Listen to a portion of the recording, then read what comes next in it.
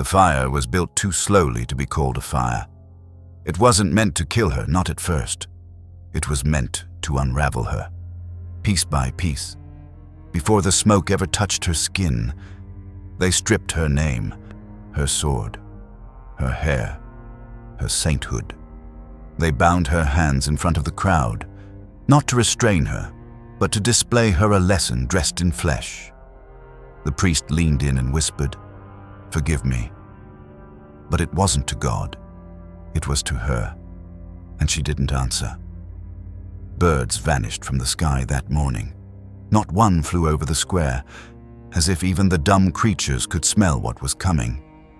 The soldiers looked away when they tied her to the stake, not out of pity, out of fear.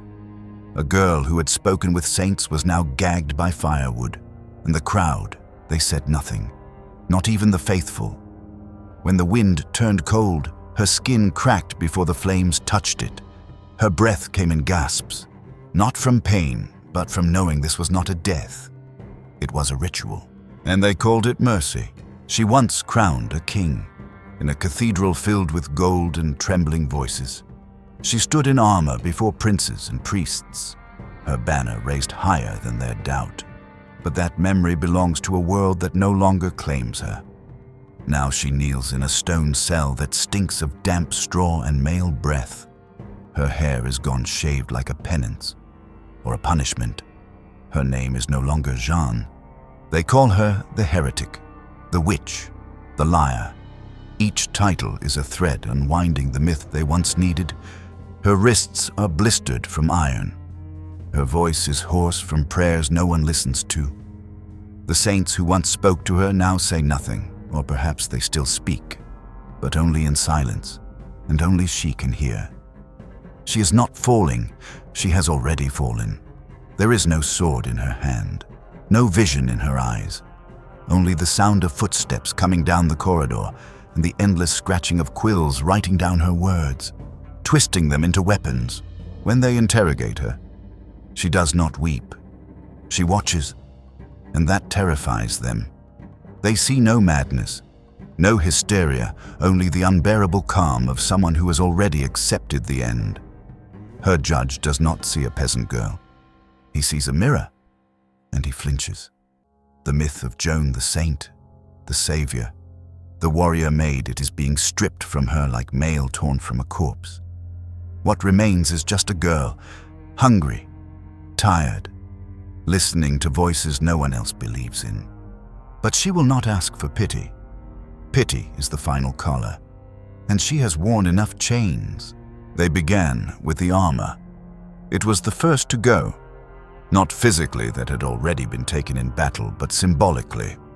They questioned it in court, interrogated its meaning, pressed her on why she had worn it at all, as if the chainmail itself was guilty, as if steel could defy scripture. Did you dress as a man to mock God, they asked, over and over, never listening to her answers. They didn't want truth. They wanted confession, and not the holy kind. Her body became the battleground now. Not Orleans, not Rheims. Her body, her shape, her clothing, her skin. Everything that had once made her untouchable was now subject to touch, to suspicion, to scrutiny. The men who surrounded her didn't want understanding, they wanted ownership. The war she had fought in was not over, only redrawn, and now it was being fought in whispers and parchment. She sat before rows of judges who had already decided the ending. They asked if her voices were devils in disguise. They asked if the Archangel Michael had lied. They asked if she had sinned by obeying visions that men could not see. And she tried to answer, not for herself, but for God. Her words were calm, measured, but still. They twisted. Still, they rewrote her. The quills never stopped. Days blurred into each other. Night brought no rest. Dreams turned into traps. Even silence was considered rebellion. They accused her of pride when she looked them in the eye. They accused her of deceit when she closed them. Once, a letter came smuggled in on the underside of a bowl of soup, scrawled in charcoal on rough linen. It said only, "Hold fast." France remembers. She didn't cry when she read it, but her hands trembled. They confiscated the scrap. She never saw another message. The only voices now were the ones in her head and the ones they forced her to hear. The prison cell was colder than any battlefield. Not from weather, but from absence. There were no comrades here, no banner, no mass, only chains and questions. Her guards rotated often, not for duty, but so that none of them would start to pity her. Pity was dangerous. It softened executioners. One night, a young jailer left a crust of bread on her cot. She broke it in silence and gave thanks out loud. The next day, he was replaced. They said he had become compromised. Another time, she asked for a piece of cloth to bind her chest to protect herself from the men. They denied her, then mocked her when she dressed in trousers to avoid exposure. It was a trap. If she wore a dress, they threatened her purity. If she dressed as a man, they condemned her again. Everything she did was used against her, even prayer. They wrote down the rhythm of her breath when she spoke to the saints. They called it muttering, raving, evidence. Each night she folded her fingers in prayer, and each day they unfolded them in interrogation. Her cell was not empty. It was crowded with suspicion, with unseen eyes, with the pressure of 1,000 invisible judgments. Then came the recantation. It was the final trick. They offered her mercy. They said, a chance to save her soul, if she would sign, if she would kneel, if she would surrender the voices. They placed the document before her, thick, inked, pre-written, not a confession, a script, a verdict disguised as repentance. She asked for time. They denied her. She asked for clarity. They called it defiance. And still, she held for days until they brought her outside to the courtyard where the stake already stood, half-built, waiting. The wood was fresh, the rope still coiled like a snake at its base. She stared at it for minutes. No one spoke. They didn't need to. The fire spoke for them. That night, she signed. Her hand shook. The ink smeared. They called it done. She was pardoned for one breath. Then came the reversal.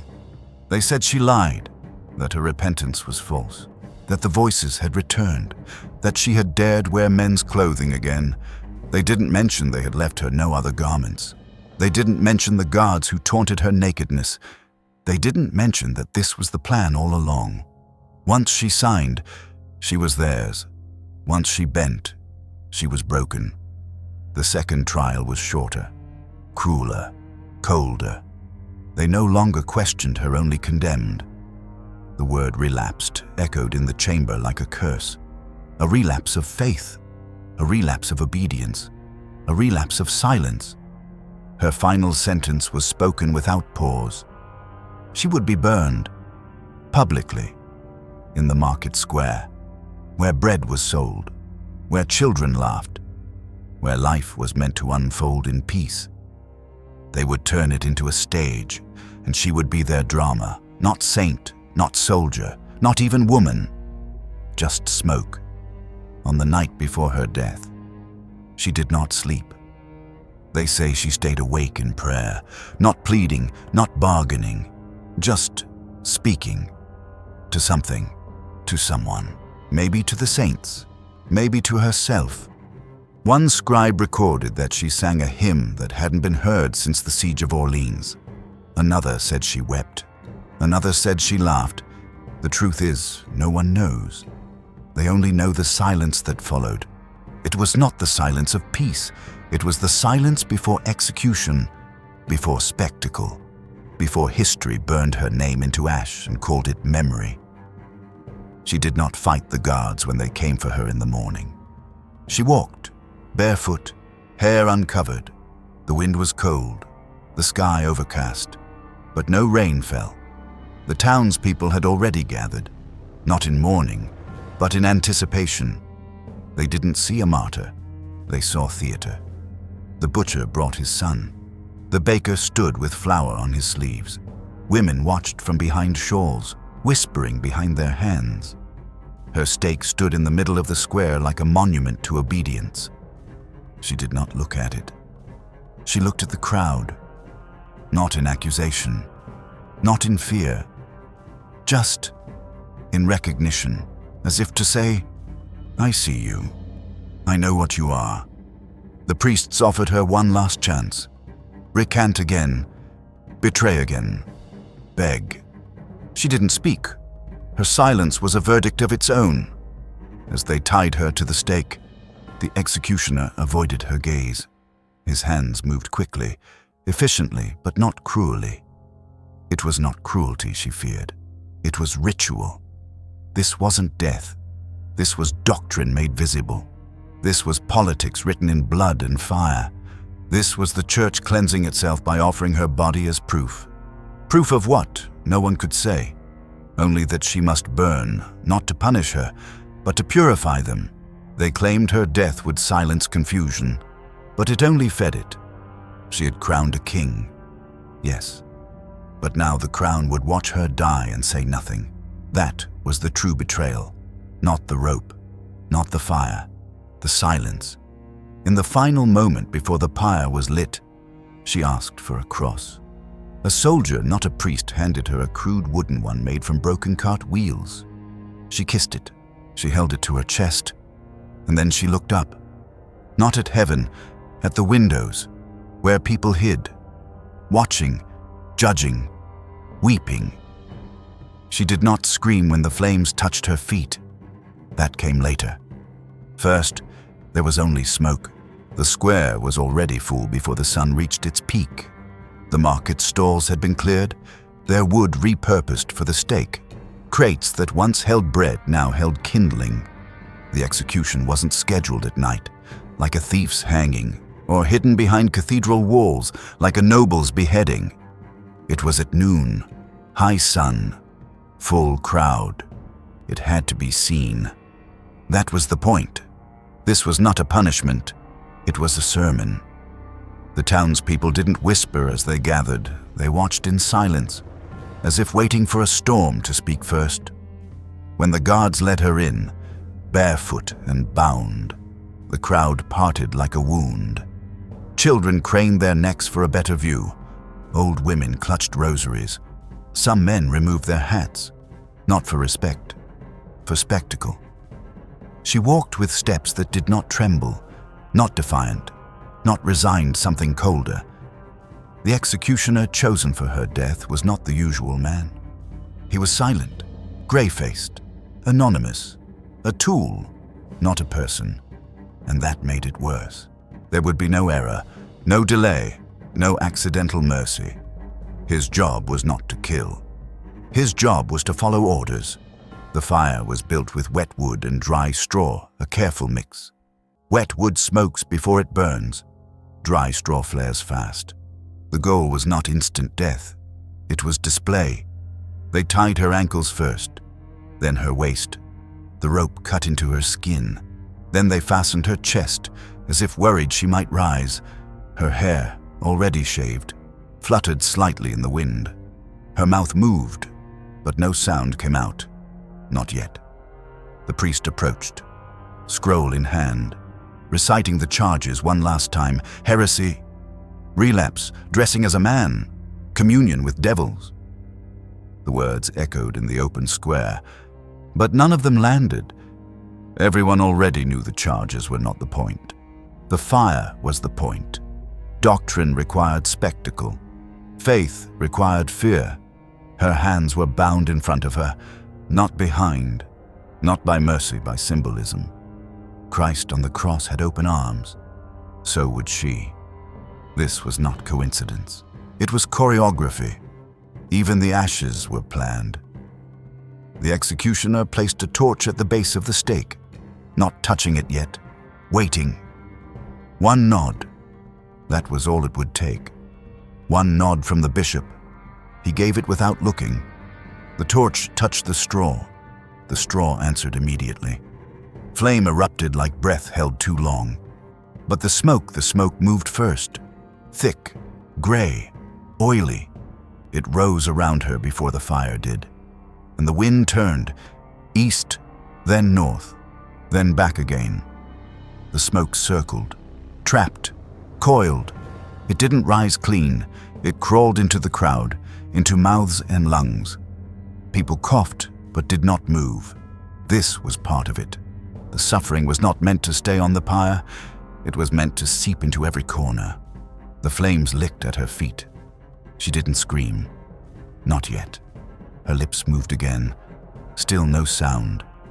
Then something, a low chant, a prayer, fragmented Latin, Jesu, Maria. No one could make out the rest. The priest crossed himself. The guards did not. One nun fainted.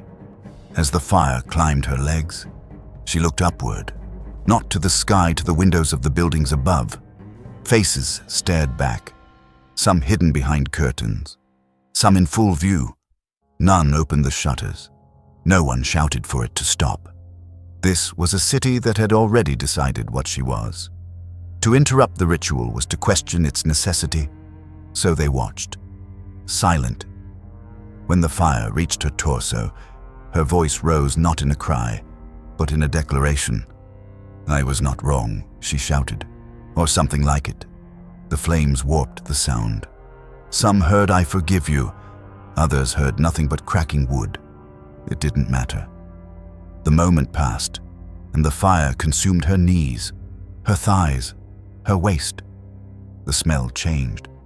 No longer straw, no longer smoke. Now, it was flesh, burning cloth, charred rope. A priest turned his face away. A merchant vomited quietly at the edge of the square. The crowd still said nothing.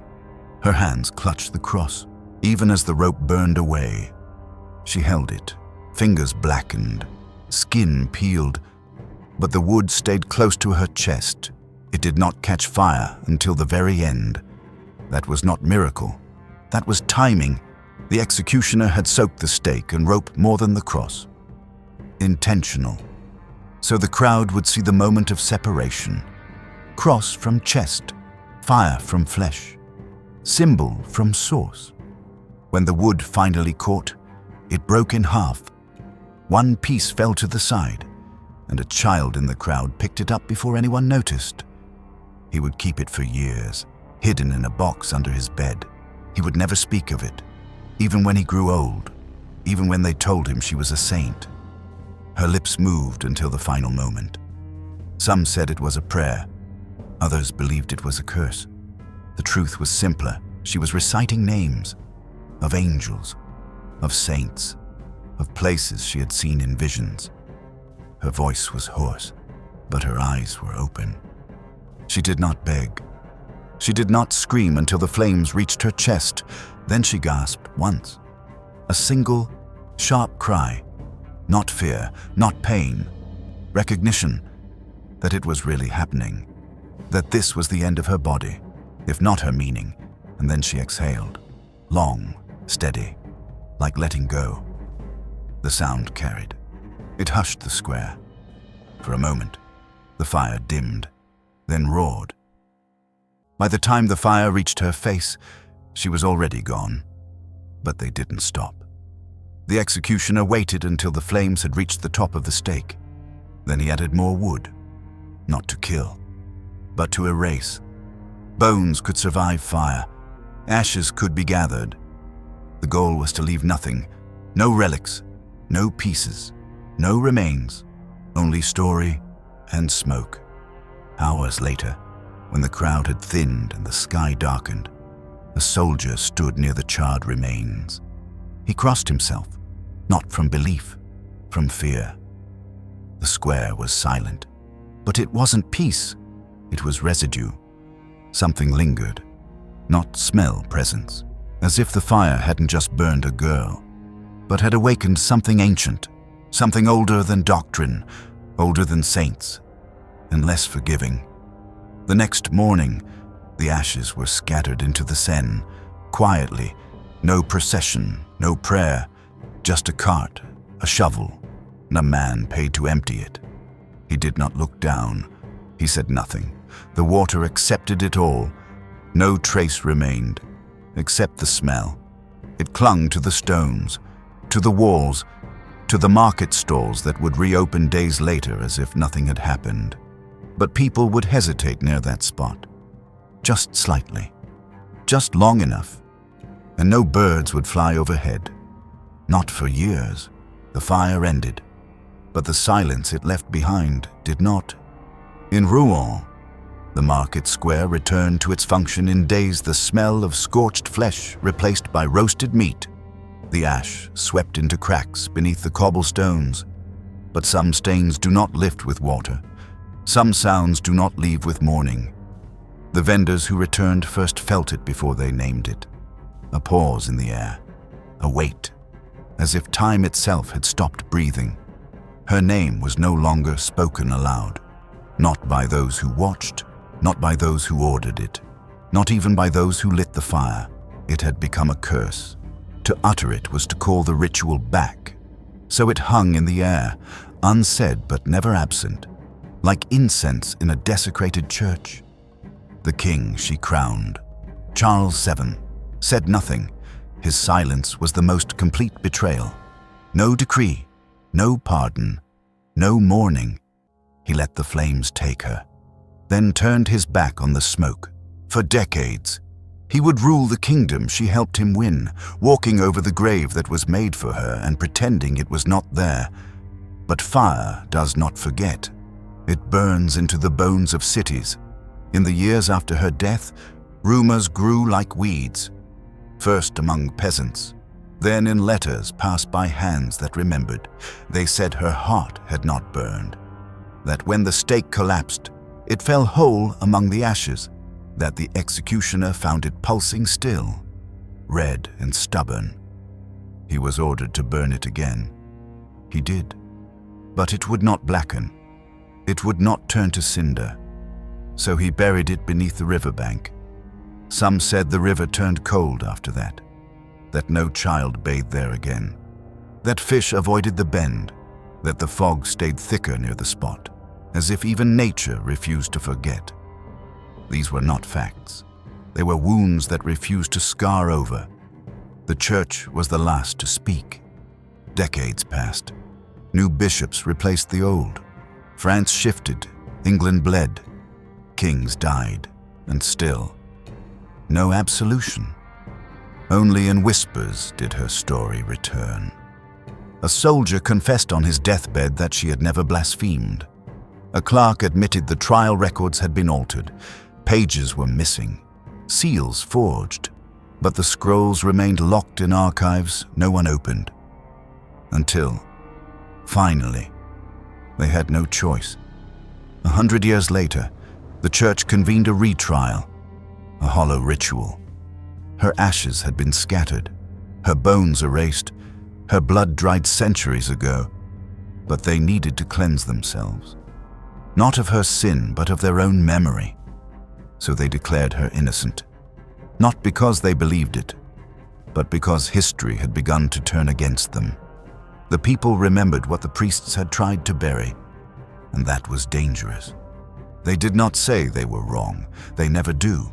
They said she had been misjudged, that her trial had procedural flaws, that her voices may have been divine, cold phrases, detached, legal, designed to cut truth into segments and bury them between lines. But even those words were enough to spark revival. Statues rose, paintings bloomed, hymns were written. Joan returned not as the girl who burned, but as the icon who stood before kings. They stripped her of fire and replaced it with light. They removed the screams and added halos. Her story was rewritten again, not by enemies this time, but by those who wanted her as symbol, not person. The myth reassembled itself, gleaming and bloodless. But those who had stood in the crowd never spoke, not even when the saints in Rome placed a crown upon her memory, not when they declared her a martyr, not when churches took her name. The butcher never confessed. The nun who fainted never told her dreams.